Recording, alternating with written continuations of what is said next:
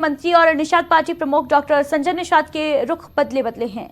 UP विधानसभा चुनाव 2027 से पहले वे दबाव की राजनीति करते नजर आ रहे हैं। वाराणसी में उनके बयान को इसी रूप में देखा जा रहा है। दरअसल कैबिनेट मंत्री संजय निषाद ने वाराणसी में कई मुद्दों पर गंभीरता से बात की है। उन्होंने इटावा कथावाचक कांड को पहले भी गलत करार दिया था। वे समाजवादी पार्टी प्रमुख अखिलेश यादव के बाबा बागेश्वर धीरेन्द्र कृष्ण शास्त्री पर दिए गए बयान का समर्थन करते नजर आ रहे। साथ ही भाजपा पर हमलावर रुख दिखाते हुए उन्होंने कहा कि निषाद समाज को अगर आरक्षण नहीं मिलता तो 2027 में पार्टी को भारी खामियाजा भुगतना पड़ सकता है। कि लाखों रुपए वाले कथावाचक बुला लें, क्योंकि कई कथावाचक हैं जो 50 लाख रुपए लेते हैं। कोई किसी की हैसियत है कि धीरेन्द्र शास्त्री को बुला ले अपने घर कथा के लिए? कोई अंडर टेबल लेगा वो बाबा पैसे? आप पता करवा लीजिए, अंडर टेबल नहीं लेते हैं वो धीरेन्द्र शास्त्री। क्या कथावाचक ने पता कितनी कीमत होगी उनकी, फ्री थोड़े नहीं। तो ये यादव लोग कथा कहते, तो कथा तो हर समाज के लोग कह रहे हैं। बड़ी संख्या में जो गैर बरादरियां हैं, सब बरादरी करती कथा। तो क्योंकि ये परिवार गरीब था तो इन्हें सस्ते में कथावाचक मिल गए, वो हमारे समाज के। बागेश्वर सरकार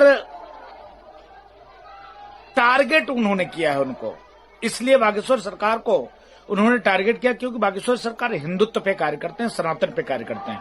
उन्होंने छुआछूत, ऊंच नीच, सारे भेदभाव को खत्म करके हिंदुओं को एक होने के लिए लगातार प्रयासरत है और प्रयास करते हैं। ये दिक्कत है अखिलेश यादव जी को। अखिलेश यादव जी की ये दिक्कत नहीं है कि वो कथा कहने नहीं आ पा रहे हैं उनके घर। दिक्कत ये कैसे वो हिंदुओं को एक कर रहे हैं। हिंदुओं को एक होने से तकलीफ किसको है, डर किसको है, सबको पता है। और कभी उन्होंने अन्य मजहब के धर्म गुरुओं पे टिप्पणी नहीं किया, सिर्फ सनातन के ही धर्म गुरु पे टिप्पणी किया। इसमें स्थिति बहुत विचित्र हो रही है, परंतु उससे बड़ा दुर्भाग्य ये है इस पर राजनीति बहुत हो रही है।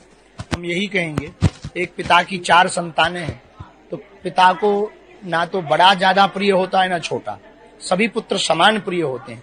उसी प्रकार हम सब परम पिता की संतानें हैं, भगवान को हम सब परम प्रिय हैं। इसलिए हिंदू को आपस में हिंदू से नहीं लड़ना चाहिए और हिंदू राष्ट्र इस प्रकार से तो नहीं बन पाएगा।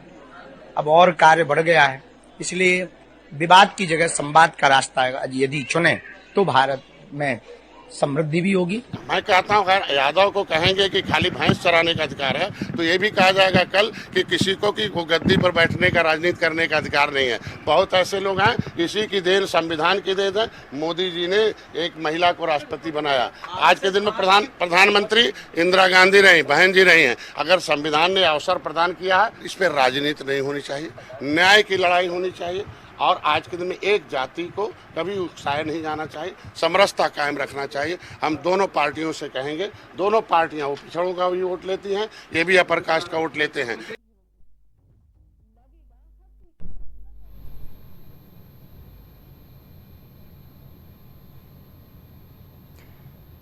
तो इटावा के कथावाचक कांड पर सियासत जो है वो गर्माती एक और नजर आ रही है। वहीं दूसरी तरफ कैबिनेट मंत्री संजय निषाद का ये बयान, जहां उन्होंने अखिलेश यादव के पंडित धीरेन्द्र कृष्ण शास्त्री पर दिए गए विवादित बयान का भी समर्थन किया और साथ ही साथ कथावाचक कांड की भी उन्होंने खुलकर निंदा की थी और साथ ही उन्होंने चेतावनी भी दी है कि अगर निषाद समाज को आरक्षण नहीं मिलता है 2027 के विधानसभा चुनाव से पहले तो इसका खामियाजा जो है वो भुगतना पड़ेगा।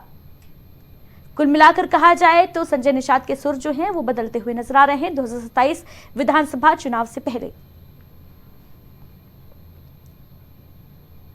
और इस खबर की अहम बात यह है कि 2027 के विधानसभा चुनाव से पहले अनुसूचित जाति के आरक्षण की आस लगाए निषाद समाज पार्टी ने बीजेपी पर दबाव बनाना शुरू कर दिया है। दरअसल निषाद जाति के लोग उत्तर प्रदेश की करीब 60 सीटों पर हार जीत तय करते हैं। संजय निषाद ने चेतावनी देते हुए कहा है कि जब निषाद बटन नहीं दबाता तो कांग्रेस, सपा, बसपा डूब जाती हैं। ऐसे में बीजेपी की एक छोटी सी गलती कभी भी उसे बड़ा नुकसान दे सकती है।